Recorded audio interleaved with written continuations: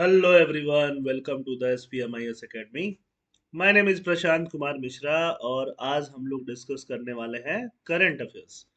Current affairs में हम लोग टॉपिक डिस्कस करने वाले हैं बेंगलुरु's लूमिंग वाटर क्राइसिस और हम लोग डिस्कस करने वाले हैं with first of its kind you law a framework that allow imaginative AI regulation, मतलब आर्टिफिशियल इंटेलिजेंस का रेगुलेशन जो कि यूरोपियन यूनियन ने किया है, उसके बारे में पढ़ने वाले हैं।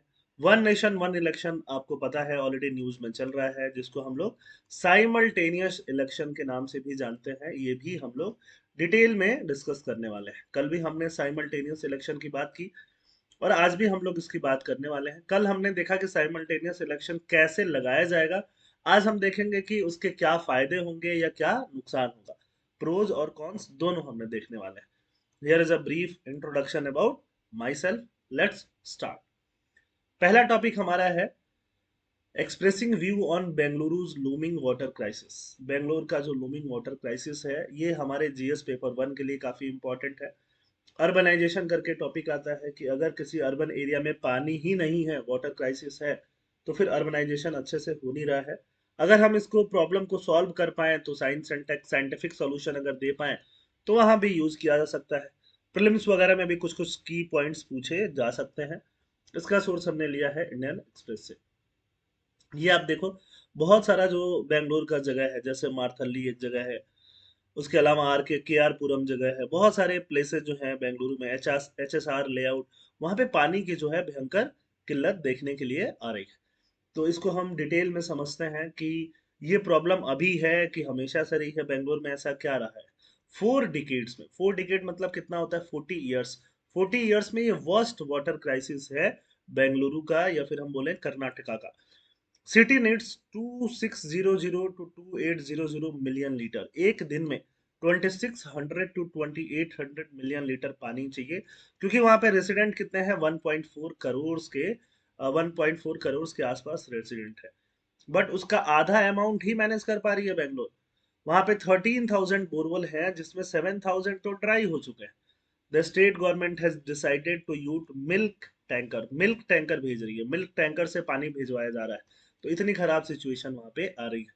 कंपनियां वहां पे क्या कर रही हैं, कंपनियां बंद करके छुट्टी दे रही हैं या वर्क फ्रॉम होम डिसाइड कर चुकी हैं कि लोग अपने अपने घर जाओ, अपने अपने होम टाउन जाओ, वहां से जाके काम करो। और वाटर प्रॉब्लम की वजह से वर्क फ्रॉम होम मिल रहा है लोगों को।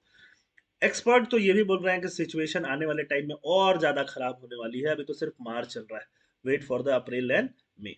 तो ये सारी बातें यहाँ पे की जा रही हैं। आगे हम बात करते हैं, क्या बेंगलुरु का जो वाटर क्राइसिस था वो हमेशा से ही ऐसे ही था, कि क्या हुआ है बेंगलुरु में, क्या हमेशा से वाटर क्राइसिस रहा है कि नहीं रहा है। तो बेंगलुरु का वाटर क्राइसिस हमेशा से नहीं रहा है। 30 ईयर्स पहले की बात करें तो बेंगलुरु में जो पीने वाला पानी है वो ह्यूमन मेड लेक से सप्लाई होता था। ह्यूमन मेड्स बहुत सारे लेक्स होते हैं, कहाँ पे, बेंगलुरु में। बेंगलुरु में कोई बहुत बड़ी रिवर नहीं है। बहुत सारे सिटीज जो हैं, जैसे गुवाहाटी ब्रह्मपुत्रा के किनारे बसा हुआ है, दिल्ली यमुना के किनारे, वैसे बेंगलुरु में कोई रिवर तो नहीं है, बट बहुत सारे लेक्स हुआ करते थे। बट धीरे धीरे बेंगलुरु आईटी हब बनते गया और आईटी कैपिटल जैसे बनते गया, बहुत सारा वहां पे अर्बनाइजेशन होते गया, बहुत सारा वेस्ट मटेरियल जमा होने लगा और ये वेस्ट मटेरियल लेक्स को खाने लगा, धीरे धीरे लेक्स को किल करने लगा। उसके अलावा अर्बन अर्बन हाउसेस बनने से और सड़क बनने से, रोड वोड बनने से, कंक्रीट का स्ट्रक्चर बहुत ज्यादा जब बनने लग गया, तो वहां पे मिट्टी खत्म हो गई, सॉयल खत्म हो गया।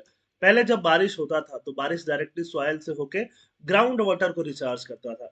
अब कंक्रीटाइजेशन हो गया है, कंक्रीटाइजेशन की वजह से ground water recharge is very difficult. ऐसा नहीं है कि ये प्रॉब्लम पहले नहीं बताई गई है। बहुत बार बेंगलुरु में प्रॉब्लम्स के अलार्म बेल बजे हैं। 2017 में एक एजेंसी थी, उसने 2 साल स्टडी करने के बाद ये बताया कि बेंगलोर का 80% जो पानी दिख रहा है वो भी पॉल्यूट हो चुका है, सीवियरली पॉल्यूट हो चुका है। और बेंगलुरु में जितना हद से अर्बनाइजेशन बढ़ रहा है, सिटी बढ़ रही है, वहां पे इंफ्रास्ट्रक्चर बढ़ रहा है, लेकिन वाटर सप्लाई का इंफ्रास्ट्रक्चर नहीं बढ़ रहा है। वाटर सप्लाई के लिए अलग से पाइप्स वगैरह नहीं बढ़ रहे हैं, वाटर सप्लाई के लिए अलग से ट्रीटमेंट प्लांट नहीं लगाया जा रहा है। तो ये सारी चीजें बैंगलोर में नहीं हो रही है। देखो, देख के नहीं समझ में आएगा कि ये क्या है। लेक है, बलादुर लेक करके एक लेक है, जो कि पूरा पूरा खत्म हो चुका है बेंगलुरु में। ये भी काफी 4-5 सालों से न्यूज में रहा है, और ऐसे बहुत सारे लेक हैं जो बर्बाद हो चुके हैं बेंगलुरु में। तो जिसके वजह से ये प्रॉब्लम देखने को आ रही है। अगर हम बात करें नीति आयोग की, तो नीति आयोग ने एक इंडेक्स लॉन्च किया था 2018 में। उस इंडेक्स का नाम है NITI Aayog composite water management index. उस आयोग ने इस इंडेक्स में ये बताया कि 2030 तक बेंगलुरु सहित 21 सिटीज जो हैं वहां पानी खत्म होने वाला है, ग्राउंड वाटर खत्म होने वाला है। बट उस समय किसी ने बहुत ज्यादा ध्यान नहीं दिया। इसने ये भी बताया कि अगर पानी की प्रॉब्लम ऐसी ही चलती रही तो इंडिया को 6% जीडीपी का लॉस होगा 2050 तक। इसके अलावा अगर हम सॉल्यूशंस की बात करें, तो अगर हमें ऐसे प्रॉब्लम से डील करना है तो क्या क्या सॉल्यूशन है? Rain water harvesting. लोग घर बना लेते हैं, घर के आसपास आप क्या बना सकते हो? टैंक बना सकते हो, जहां से आपके घर का जो पानी है डायरेक्ट कहाँ जाएगा? टैंक्स में जाएगा। जो भी ऊपर बारिश का पानी आता है वो टैंक में आ जाएगा। इस टैंक के पानी को आप डिफरेंट पर्पस के लिए क्या कर सकते हो? यूज कर सकते हो। वाटर बॉडी जैसे लेक वेक को रिवाइव करो, है ना, उनको क्लीन करो, रिवाइव करो। जो पानी आपका वेस्ट वाटर होता है, वेस्ट वाटर को आप क्या कर किया जा सकता है? ट्रीट किया जा सकता है, क्लीन किया जा सकता है, उसको रीयूज किया जा सकता है। तो ये सारा काम सिर्फ पेपरों पे रह गया है, इसलिए बेंगलुरु की ये कंडीशन अभी दिखाई दे रही है। अगर हम लोग एक समरी वाइज बात करें तो बेंगलुरु का वाटर स्कर्सिटी 4 डिकेड में सीवियर है। Only half of the requirement he fulfil हो रहा है। लेक्स ड्राई हो चुके हैं या पॉल्यूट हो चुके हैं। नीति आयोग का रिपोर्ट क्या कहता है कि 2030 तक, सिर्फ 2030 तक 21 सिटीज जो होंगे वो क्या होंगे? ड्राई हो जाएंगे, उनका ग्राउंड वाटर जो है वो ड्राई हो जाएगा। और साथ साथ इंडिया 6% जीडीपी भी लूज कर सकता है कब? 2050 तक, अगर वाटर की प्रॉब्लम ऐसी ही चलती रही। इसके लिए सॉल्यूशंस क्या क्या हैं? तो सॉल्यूशन की बात हमने बोला, सॉल्यूशन के लिए रेन वाटर हार्वेस्टिंग एक सॉल्यूशन हो सकता है, कि हम लोग डायरेक्टली क्या करें? Rain water harvesting, this is one solution.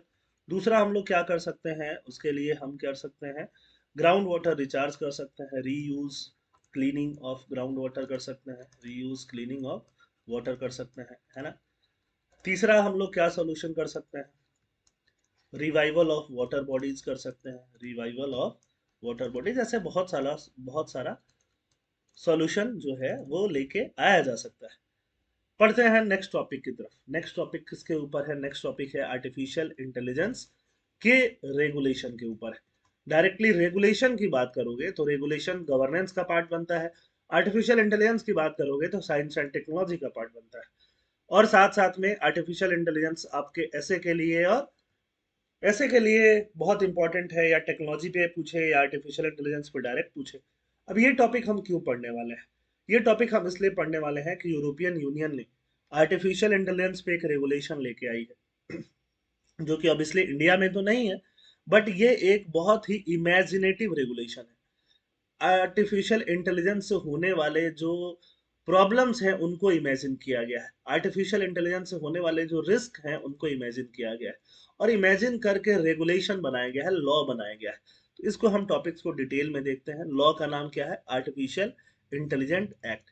ये बहुत ही रिमार्केबल लॉ बोला जा रहा है, बहुत ही कॉम्प्रिहेंसिव लॉ बोला जा रहा है, जिसका बहुत ज़्यादा यूटिलिटी होने वाला है। यूरोपियन यूनियन में कुल 449 मिलियन के आसपास लोग रहते हैं, तो काफ़ी ज़्यादा ये इम्पैक्टफुल लॉ भी होने वाला है। ये लॉ क्या करता है? एक यूनिफॉर्म लीगल फ्रेमवर्क बनाता है। लीगल फ्रेमवर्क, लॉ मतलब लीगल फ्रेमवर्क ही होता है, जो यूनिफॉर्म है, जो पूरा इंटरनेट मार्केट को क्या करेगा? इम्प्रूव करेगा और गवर्न करेगा।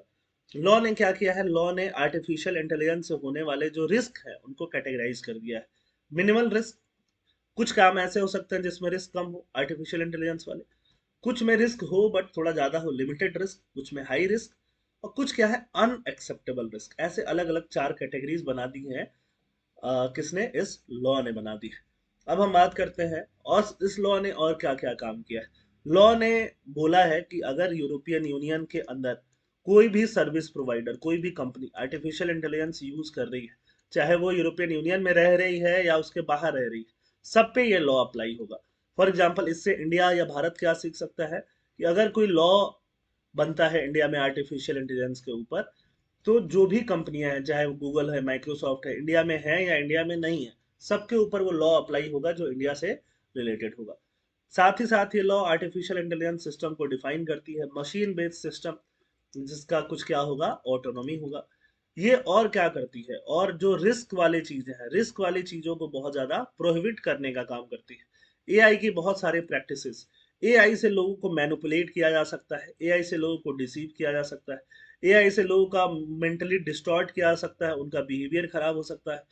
और बिहेवियर अगर उनको सही इंफॉर्मेशन मिलता है तो अलग बिहेवियर करते, एआई से अगर डिस्टॉर्टिव उनको इंफॉर्मेशन दिया जाएगा तो उनका बिहेवियर पूरा चेंज हो सकता है। तो इस चीज को क्या किया जाएगा, इस चीज को प्रोहिबिट किया जाएगा, ऐसा यूरोपियन यूनियन के लॉ ने बताया है। यूरोपियन यूनियन ने क्या किया है, जो लॉ है वो एआई से होने वाले हार्म को क्लासिफाई किया है कि हार्म को किस कैटेगरी में डाला जाएगा। जैसे फेक न्यूज वगैरह, ये सब भी हार्म ही है, एल्गोरिदम्स बहुत सारे हैं, सोशल मीडिया का यूज है, तो ऑब्वियसली एआई का हार्म भी बहुत ज्यादा है। इसीलिए इस लॉ को बहुत ज्यादा इमेजिनेटिव बताया जा रहा है कि बहुत ज्यादा इमेजिन करके इसने एक कॉम्प्रिहेंसिव लॉ दिया है जो आने वाले टाइम में बाकी कंट्रीज के लिए भी एज ए क्या यूज होंगे, एज ए गाइड यूज होंगे। बहुत सारा हार्मफुल एआई प्रैक्टिसेस को क्या किया है, बैन किया है। High risk AI system, for example, इसने क्या क्या किया है, इसने रिस्क को कैटेगराइज कर दिया है। रिस्क को कैसे कैटेगराइज किया है, लिमिटेड रिस्क को अलाउ किया है, हाई रिस्क को क्या किया है, रेगुलेट किया है, और लो रिस्क को क्या किया है, लो रिस्क को भी डेवलप करने के लिए अलाउ किया। अगर हम यहाँ पे देखें, मिनिमल रिस्क और लिमिटेड रिस्क इसको अलाउ किया गया है, यहाँ पे थोड़ा ट्रांसपेरेंसी के साथ अलाउ किया गया है। अगर मान लो आर्टिफिशियल इंटेलिजेंस का ऐसा कुछ यूज है जिसमें रिस्क कम है तो वो अलाउड है। फॉर एग्जाम्पल जैसे कि मान लो चैट बोट्स है, चैट बोट, आपने खाना ऑर्डर किया जोमेटो से, स्विगी से, और आपको कुछ सेटिस्फेक्शन नहीं हुआ तो आप वहाँ पे कंप्लेंट डालते हो, तो वहाँ चैटबॉट आते हैं, पहले वो आपसे चैट करते हैं। तो ऐसे चैटबॉट हर जगह आते हैं, बहुत जगह आर्टिफिशियल इंटेलिजेंस में इसका यूज होता है। उसका रिस्क है बट लिमिटेड है, तो इसको ट्रांसपेरेंसी के साथ अलाउ है। उससे कम रिस्क वालों को मिनिमल रिस्क बोल दिया गया, इससे ज्यादा रिस्क वाले को हाई रिस्क बोल दिया गया। उसमें रिस्क तो हाई है बट ये भी अलाउ किया गया है विथ प्रॉपर रेगुलेशन, है ना, इस पे गवर्नमेंट की कड़ी नजर रहेगी। और जहाँ पे लोगों को मैनिपुलेट किया जा सकता है वो सीधे सीधे अनएक्सेप्टेबल है और उनको क्या कर दिया गया है, प्रोहिबिट कर दिया गया है। आई होप आपको ये सारी चीजें समझ में आई होंगी। ठीक है, अब बात करते हैं कि आर्टिफिशियल इंटेलिजेंस का क्या पोटेंशियल है। पोटेंशियल क्या है, पोटेंशियल है कि वो, जैसे ओपन एआई नाम की कंपनी है, ओपन एआई ने चैट जीपीटी बनाया है, चैट जीपीटी का नाम तो आप सब जानते हो। उनके जो फाउंडर है सैम ऑल्टमैन, वो बोलते हैं $7 ट्रिलियन का इन्वेस्टमेंट, 7 ट्रिलियन उनको चाहिए। इंडिया $5 ट्रिलियन कंट्री बनने के लिए लगा हुआ है और इनको इन्वेस्टमेंट $7 ट्रिलियन का चाहिए। सोचो कितना बड़ा एआई जो है वो इंडस्ट्री बनने जा रहा है। एक दूसरी कंपनी है एनवीडिया, वो $2 ट्रिलियन की तो बन चुकी है, मतलब इंडिया का जीडीपी का आधा तो उसका हो चुका है। तो सोचो एआई का कॉमर्शियली कितना ज्यादा एआई आगे यूज होने वाला है, बेनिफिट्स होने वाले हैं। और हाँ, तो ऐसे में गवर्नमेंट्स को क्या चाहिए, बेनिफिट्स के लिए एआई को प्रमोट तो करना ही है, बट हार्म्स को नजर रख के हार्म्स वाली चीजों को क्या करना है, प्रोहिबिट करना है, और साथ साथ रेगुलेट करना है। तो आई होप आपको इस टॉपिक से समझ में आया होगा कि क्या किया जा सकता है। यूरोपियन यूनियन की गवर्नमेंट ने क्या किया है, 6 मंथ से लेकर के 3 इयर्स तक का टाइम भी दिया है कि कैसे कैसे वो इन चीजों को, जो ज्यादा हार्मफुल चीजें उनको बैन करेगी। अचानक से बैन नहीं कर रही है क्योंकि अचानक से बहुत सारी कंपनियां इंपैक्ट हो जाएंगी, ये भी एक सीखने वाली बात है। समराइज करते हैं, यूरोपियन यूनियन का AI act 2024, first comprehensive AI regulatory regime. इसमें रिस्क क्या है, मिनिमल रिस्क वाले जो काम है उसको अलाउ है, लिमिटेड रिस्क वाला भी अलाउ है ट्रांसपेरेंसी के साथ, है ना। हाई रिस्क वाली चीजें जो लोगों का राइट्स वाइट्स इंपैक्ट कर सकती हैं उनको क्या है, उनको रेगुलेट किया है। अनएक्सेप्टेबल रिस्क जिससे हो सके, जिससे लोग मैनिपुलेट हो जाएं, डिसेप्ट हो जाएं, है ना, ऐसा कुछ राइट वाइट हो जाए, उसको प्रोहिबिट किया है। इसको इम्प्लीमेंट कराने के लिए 6 मंथ से 3 ईयर का टाइम लेगी वो। और कमर्शियली देखो, एक कंपनी ही $7 ट्रिलियन इन्वेस्ट करने वाली है, तो सोचो कितना बड़ा एआई का गेम होने वाला है इन फ्यूचर। हम नेक्स्ट टॉपिक की बात करेंगे, the case against one nation one election. One nation one election क्या केस है उसको समझते हैं। डायरेक्टली ये जीएस टू का पार्ट बनता है, ये वन नेशन वन इलेक्शन बोलो या साइमल्टेनियस इलेक्शन बोलो। अभी रिसेंटली एक पैनल था, श्री रामनाथ कोविंद जी जो एक्स प्रेसिडेंट ऑफ इंडिया है, उन्होंने, उनके पैनल ने वन नेशन वन इलेक्शन के लिए, साइमल्टेनियस इलेक्शन के लिए रिपोर्ट दिया है किसको, प्रेसिडेंट को। तो उसके ऊपर ये आर्टिकल आया है अगेंस्ट में, मतलब ये इसके हार्मफुल चीजों को बताएगा, ये बताएगा साइमल्टेनियस इलेक्शन क्यों नहीं होना चाहिए, इसकी बात ये यहाँ पे करता है। हमारा 18th लोकसभा होने वाला है जिसमें 97 करोड़ के आसपास वोटर है। सोचो, वोटर ही 97 करोड़, 100 करोड़ पार कर जाएंगे वोटर आने वाले टाइम पे। अगर हम पुरानी बात करें, पुरानी बातों में 1952 से इंडिया में इलेक्शंस होने स्टार्ट हुए, आजाद इंडिया में, इंडिपेंडेंट इंडिया में। और 1967 तक इलेक्शंस एक साथ हुए, चाहे लोकसभा के इलेक्शन हो चाहे असेंबली के। फिर बाद में क्या हुआ, बाद में आर्टिकल 356 का घोर मिसयूज होने लगा। मिसयूज, आर्टिकल 356 किसको बताता है? प्रेसिडेंशियल इलेक्शन को, और प्रेसिडेंट्स रूल को बताता है। प्रेसिडेंट रूल लगने लगे स्टेट में, और इसकी वजह से क्या होने लगा, स्टेट्स का इलेक्शन का टाइमिंग अलग अलग हो गया। तो ये एक प्रॉब्लम वहां से स्टार्ट हुई। बाद में 1994 में एसआर मुंबई केस में सुप्रीम कोर्ट ने बोला, देखो ये आर्टिकल 356 को बार बार यूज नहीं करो, इसको आर्बिट्रेरी यूज नहीं करो, इसको कम से कम यूज करो। और इसको कम से कम यूज को एसआर मुंबई केस ने प्रपोट किया और बोला कि देखो, ये जो स्टेट्स हैं, स्टेट्स का भी पावर है, स्टेट्स सेंटर के साथ एक फेडरल रिलेशन में, फेडरल रिलेशन में है, उनका अपना अलग पावर है। और इंडिया जो है एक फेडरल कंट्री है, और फेडरलिज्म जो है वो फेडरलिज्म एक बेसिक स्ट्रक्चर होगा। तो फेडरलिज्म को ऐसे वायलेट नहीं किया जा सकता, तो आर्टिकल 356 का मिसयूज नहीं करो। खैर, ये बात तो वहां हो गई। अभी बात ये आ रही है कि अभी अगर वन नेशन वन इलेक्शन होगा, तो वन नेशन वन इलेक्शन से क्या प्रॉब्लम होगा? तो वन नेशन वन इलेक्शन होगा तो अभी 2024 वाला इलेक्शन तो होने ही वाला है, वो हो जाएगा। फिर एक साथ सारे स्टेट्स का इलेक्शन कब होगा? 2029 में। उसके बाद सारे स्टेट और लोकसभा का इलेक्शन कब होगा? 2034 में। मतलब 2029 में इलेक्शन होगा, फिर 2034 में होगा। बीच में इलेक्शंस नहीं होंगे। बीच में मान लो कोई स्टेट की असेंबली जो है, कोई स्टेट जो है उसकी गवर्नमेंट टूट जाती है, तो यहाँ पे अगर री इलेक्शन होता भी है तो सिर्फ बचे हुए टर्म के लिए चलेगा, मतलब 5 ईयर के लिए नहीं चलेगा। बट कॉन्स्टिट्यूशन ने तो सबको 5 ईयर का टेन्योर दिया है, तो यहाँ पे क्यों नहीं है ये 5 ईयर का टेन्योर? तो ये जो है ये फेडरलिज्म के अगेंस्ट जाता है, ये फेडरलिज्म के अगेंस्ट जाता है, ऐसा इस पे इशू आता है, ऐसा राइटर ने बताया है ना। तो इसको हम एक इशू में मेंशन कर सकते हैं। कॉन्स्टिट्यूशन ऑफ इंडिया ने कहीं साइमल्टेनियस इलेक्शन का जिक्र नहीं किया है।